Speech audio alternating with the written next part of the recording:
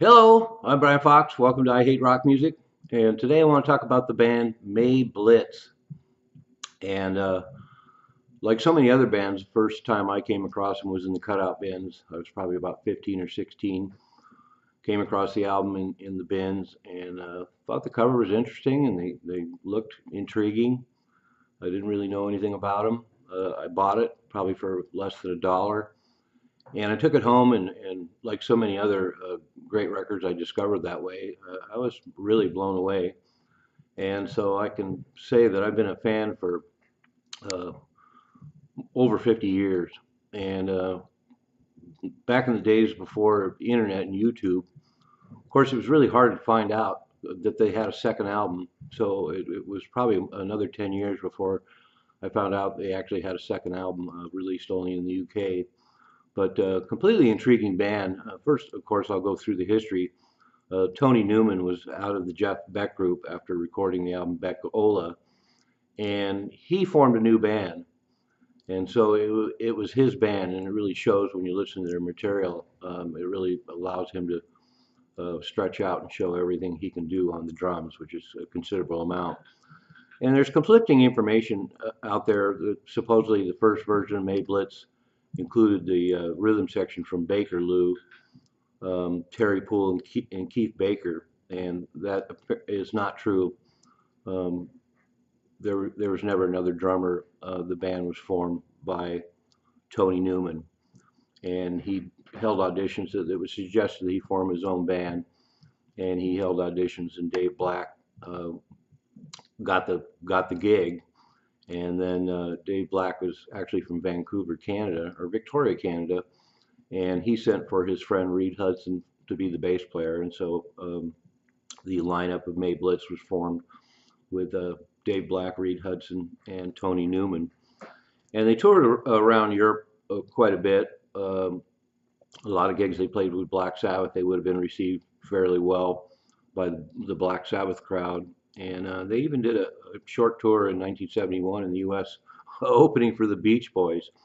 I guess they got booted off that tour fairly quickly, which is quite understandable. And they were one of the early signings by Vertigo. Vertigo had signed Black Sabbath and Uriah Heep, and I think Clear Blue Sky was around the same period.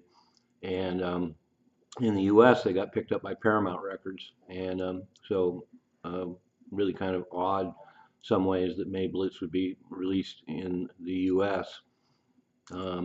Because they're such a peculiar band. So the first album was released in 1970, and the second album was released in 1971.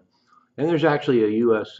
Paramount apparently was really behind them. They actually released a picture sleeve single for the song Fire Queen, which is kind of peculiar when you hear Fire Queen.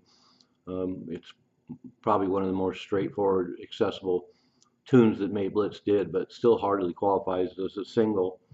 And in trying to describe May Blitz, it's really difficult. And they're another good example of this explosion of creativity from 1969 and the early 70s with a lot of bands that were really hard to pigeonhole, like High Tide and Pato. And May Blitz certainly qualifies in that way. A lot of times now they get categorized as a heavy band, but I think that's really misleading because they just have such a unique voice and such originality. First of all, you have Dave Black's guitar playing is really tasty, and a lot of the stuff he wrote was pretty funky, and he had a nice use of the wah wah. But there's kind of a little funkiness to him that makes him sound really distinct. And on the first album, they self-produced it, and it kind of shows. Um, it's kind of low key for the most part. The guitar tone is really a natural tone, and what makes them interesting is the fact that they were kind of a had the format of a heavy band, but with Dave Black's natural guitar tone through most of it, they really just have a kind of a brooding, melancholy sound, and that funkiness. And a lot of tunes on the first album, they generally have a tune, and then there's a lot of middle section or end section where they do a lot of jamming, and everybody's able to show their chops. And another thing that's interesting about the first album is that he uses this natural tone on a lot of the songs, but then there's these moments where he adds another guitar track or a solo where there's definitely distortion on it, and that just kind of adds to the uniqueness of their sound.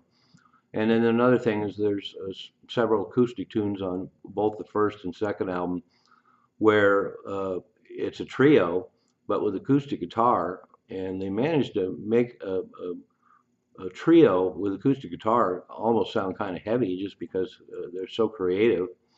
Um, and then the second album apparently was disappointing. They did well enough for sales on the first album, and then the second album came out and apparently wasn't well received by critics. And I kind of understand that.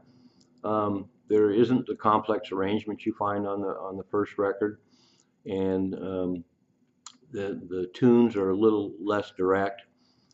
But by the time you get to the second and third songs on Second of May, it definitely has that classic May Blitz sound with understated natural tone guitars. But and then there's a couple of really blistering tracks on there.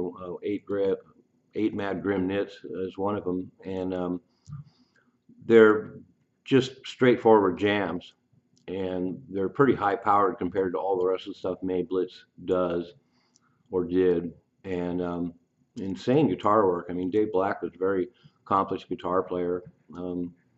Some of it kind of reminds me of Paul Rudolph, but he plays some great leads and then gets into some actual guitar noise. But the two high-powered tracks on May Blitz, Second of May, are just straightforward jams. They're not even really songs. There's vocals on one that lifts it into the category of a song, I suppose. But I can see why there would be some disappointment. And the second album is definitely recorded a lot better. They actually got a producer the second time around, and they also added hints of vibes on some of the tracks, which once again adds to their original sound. The only other band around that time, or even after that, a rock band that used vibes was, of course, Pato.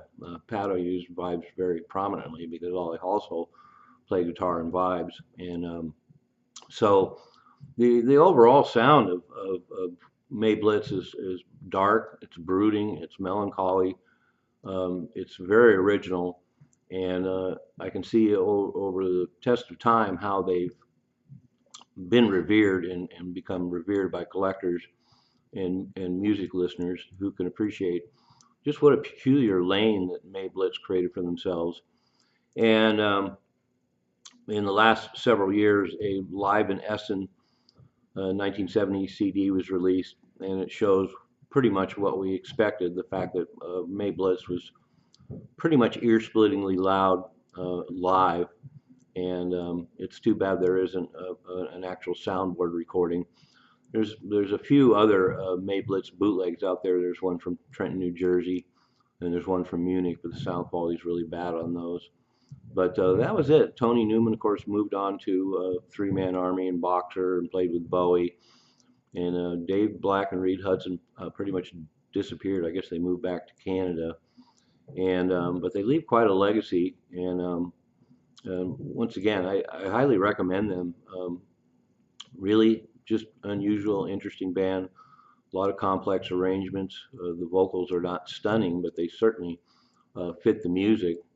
And of course, being Tony Newman's band, there's just great drumming throughout. He obviously really responded to Dave Black's kind of funky playing, and there's lots of opportunities throughout both records for Tony Newman to show off just what he can do, and very, very formidable drummer indeed. And there's even some bossa nova beats, and there's a lot of breaks where there's just solo drums. So as far as late 60s, early 70s bands kind of bridge that gap between psychedelia and so-called proto-metal, and just that incredible experimentation that was going on in that period. May Blitz is right up there, so I highly recommend them. I put links below to their two albums and the live record, and well worth checking out if you haven't heard them before. I'm Brian Fox. Thanks for watching I Hate Rock Music.